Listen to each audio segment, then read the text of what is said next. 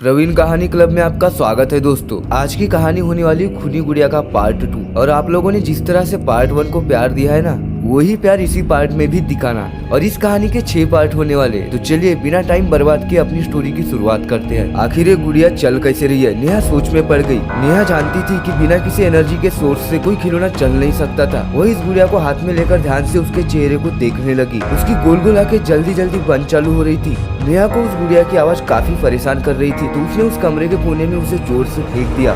जोर की आवाज के साथ कड़े प्लास्टिक की बनी गुड़िया एक करवट जा गिरी और उसका एक हाथ शरीर से अलग हो गया, लेकिन उसकी आवाज बंद नहीं हुई बल्कि और बढ़ गई। परेशान होकर नेहा ने जाकर उस गुड़िया को उठाया तो उसका चेहरा देखकर हैरान रह गई। उसके चेहरे पर किसी जिंदा इंसान की तरह पीड़ा के भाव थे और उसके टूटे हाथ से खून निकल रहा था। नेहा के हाथ पांव फूल गए। उसने घबराहट में गुड़िया खिड़की के बाहर उछाल दी। उसे देखते देखते वो प्लास्टिक की गुड़िया 4 मंजिल नीचे जा गिरी और तुरंत बाद एक बड़ा ट्रक उस पर से गुजर गया। नेहा ने खिड़की से नीचे झाँक कर देखा तो गुड़िया के टुकड़े टुकड़े हो गए थे। उसने चैन की सांस ली और उसका टूटा हुआ हाथ भी उठाकर नीचे फेंक दिया। नेहा ने मोबाइल से हर किसी को फोन करके पूछा कि उसे गिफ्ट में गुड़िया किसने दी थी, पर किसी ने भी हाँ नहीं बोला। नेहा हैरान होती हुई अपने बेड पर गिरी और थोड़ी देर में नींद के आगोश में समा गई। आधी रात को कीर कीर की आवाज नेहा की नींद उड़ा गई। उसने कुछ देर अनसुना करने की कोशिश की, लेकिन जब आवाज बढ़ती ही गई तो उसकी गहरी नींद टूट गई। और जब उसे एहसास हुआ कि वही शैतानी गुड़िया उसके बिस्तर में पड़ी कीर कीर कर रही थी, जिसका क्रियाक्रम कल ही ट्रक द्वारा किया जा चुका था, तो उसकी आंखें फटी की फटी रह गई। तो बस आज के लिए इतना। अगर आपको वीडियो पसंद आए हो तो लाइक्स और कमेंट्स करके बता सकते हो, और हो सके तो हमारे चैनल को जरूर सब्सक्राइब करें।